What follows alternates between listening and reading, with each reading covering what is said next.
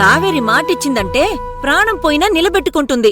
అందుకోసం ఏ చిన్న మార్గాన్ని అస్సలు వదలదు. అవును కాకి, తను కోడలుగా దొరకడం నా అదృష్టం. అమ్మా, ఈరోజు మన కంపెనీలో ఇంటర్వ్యూస్ ఉన్నాయి, వెళ్ళాలి. మర్చిపోయావా? లేదర్జున్, గుర్తుంది. అందరం కలిసి వెళదాం. అత్తయ్య, మీరు అర్జున్ బాబు ఆఫీస్కి వెళ్ళండి. నేను కాకమ్మ గుడికెళ్ళి తర్వాత వచ్చి జాయిన్ అవుతాం. ఇప్పుడు గుడికేంటి కావేరి, ఇంకొక రోజు పెట్టుకో. అది కాదు అర్జున్ బాబు, ఆ గుడిలో దండం పెట్టుకుంటే ఏ కోరికైనా నెరవేరుతుందంట. మేం వెళ్ళి మన ప్రీతి త్వరగా దొరకాలని దండం పెట్టుకుని వస్తాము. అని నేను ఆ గుడి గురించి టీవీలో చూశాను. అది చాలా మహిమగల గుడంట. ఒకసారి మేం వెళ్ళొస్తాం. కావేరి, నేను కూడా వస్తాను. ప్రీతి దొరకాలని దండం పెట్టుకుంటాను. అత్తయ్య, ఈరోజు ఇంటర్వ్యూలకి మనిద్దరం వెళ్ళకపోతే బావుండదు. మీరు అర్జున్ బాబుతో ఆఫీస్కి వెళ్ళండి. నేను కాకమ్మ గుడికెళ్ళి దండం పెట్టుకుని వస్తాము. ప్రీతి మనకి దొరికితే అందరం కలిసి మళ్ళీ గుడికి వెళ్దాం. సరే కావేరి. పదమ్మా.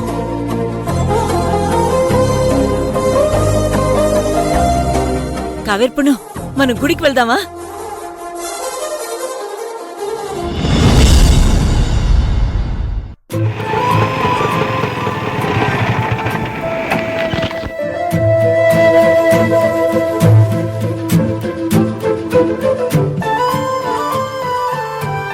సరోజా, కాఫీ పట్టరావే.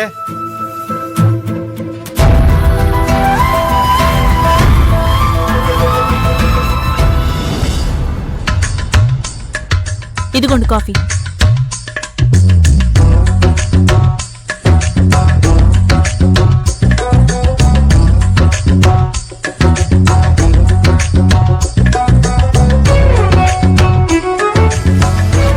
ఏంటో అలా సైలెంట్ గా ఉన్నారు? ఏదో ఒకటి అంటారుగా, అనండి. కాఫీలో పంచదార వేసావా?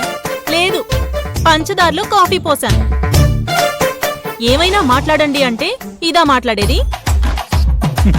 గొడవ పడితే మాట్లాడడం మానేస్తుందేమో అని భయపడేవాడు ప్రేమికుడే. మాట్లాడితే గొడవ పడుతుందేమో అని భయపడేవాడు మొగుడు. నేను మొగుణ్ణి, ప్రేమికుణ్ణి కాదు. చాలే ఆపండి. మీ ఆటో వెనకాల రాసే కొటేషన్ అని నాకు చెప్పకండి.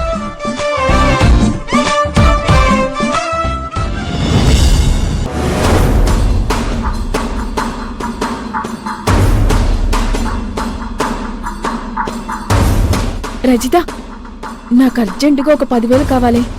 10,000? నా దగ్గర ఇక్కడివి. అయినా నీకు అంత అవసరం ఏమొచ్చింది? ఇస్తానని ఒక్కళ్ళు కూడా చెప్పడం లేదు, కానీ ఎందుకంటూ ఆరాలు మాత్రం తీస్తున్నాను.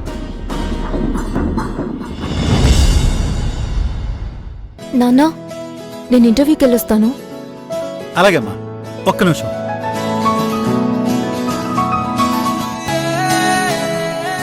ఇవి ఉంచమ్మా.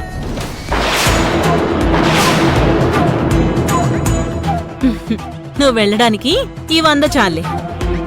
ఇదే లాస్ట్ ఇంటర్వ్యూ అని చెప్పాను కదా. ఇప్పుడు కానీ నీకు జాబ్ రాకపోతే సూపర్ మార్కెట్లో పనిచేయాల్సి వస్తుంది.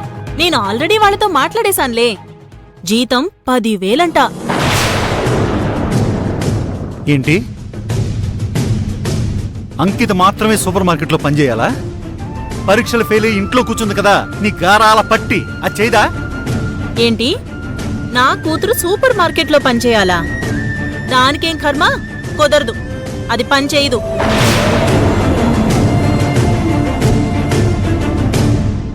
రూపా, నువ్వు ముందెళ్ళి ఇంటద్ది కట్టేసిరా పో, లేకపోతే ఓనర్ మళ్ళీ కాల్ చేస్తాడు.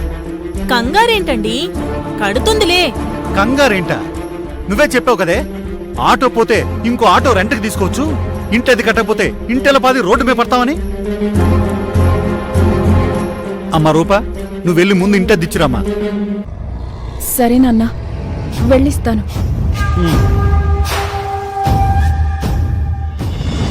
అమ్మా అంకిత, ఇంటర్వ్యూకి వెళ్ళేటప్పుడు నేను నీకు చెప్పాను కదా తల్లి, ఆ గుడికి వెళ్ళి దండం పెట్టుకుని వెళ్ళమ్మా. నీకంతా మంచి జరుగుతుంది.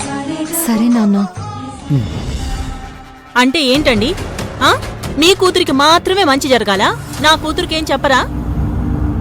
సరోజా, నీ కూతురు నా కూతురు ఏంటే? అది ఇంటర్వ్యూకి వెళ్తుంది కాబట్టి వెళ్ళమని చెప్పాను. అదేం కుదరదు. ఆ మంచి ఏదో నా కూతురికి కూడా జరగాలి.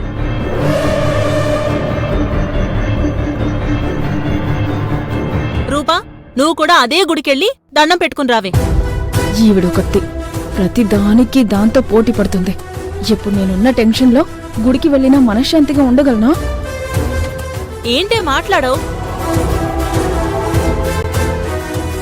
అది కాదమ్మా, నేను రెంట్ కట్టడానికి వెళ్ళాలి కదా. గుడికెళ్ళొచ్చా కూడా రెంట్ కట్టొచ్చు. డబ్బులెలా సంపాదించాలా అని నేను టెన్షన్ పడుతుంటే మధ్యలో ఈ ఫిట్టింగ్లు పెడుతుందేంటి? అమ్మా, తనేదో ఇంటర్వ్యూకి వెళ్తుంది, వెళ్ళని. కుదరదే. నువ్వు కూడా అదే గుడికి వెళ్లి దండం పెట్టుకోవాలి. నీకు కూడా మంచి జాబ్ రావాలి. వెళ్ళు. అక్క, పిన్ని చెప్పేది కూడా నిజమే కదా. పద వెళ్దాం.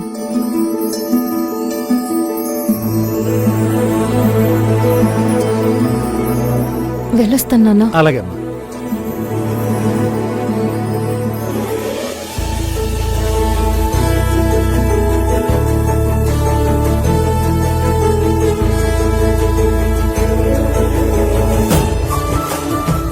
భగవంతుడా, నా బిడ్డకి జాబ్ వచ్చేలా చూడు స్వామి.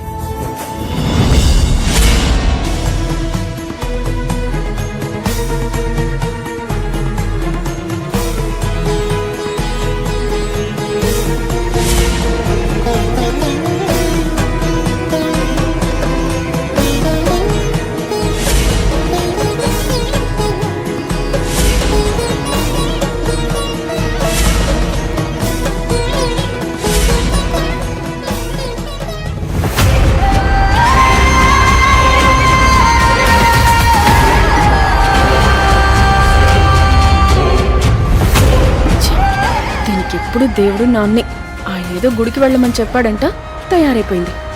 మధ్యలో నన్ను బుక్ చేసింది. ఇంటి రెంట్ కట్టకపోతే ఇన్నాళ్ళు నన్ను సపోర్ట్ చేసిన అమ్మే నన్ను బయటకు గెంటేస్తుంది.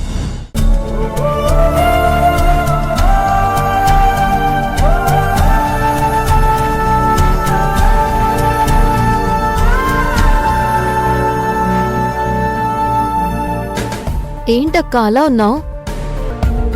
ఏదో ఆలోచిస్తున్నానులే. ఏ ఆలోచించకూడదా? దానికి కూడా ట్యాక్స్ పడుతుందా? ట్యాక్స్ పడదు కాని గుడికొచ్చినప్పుడు మనసు దేవుడి మీదే ఉండాలి. అంతేకాని వేరే ఆలోచనల మీదకి వెళ్ళకూడదక్కా.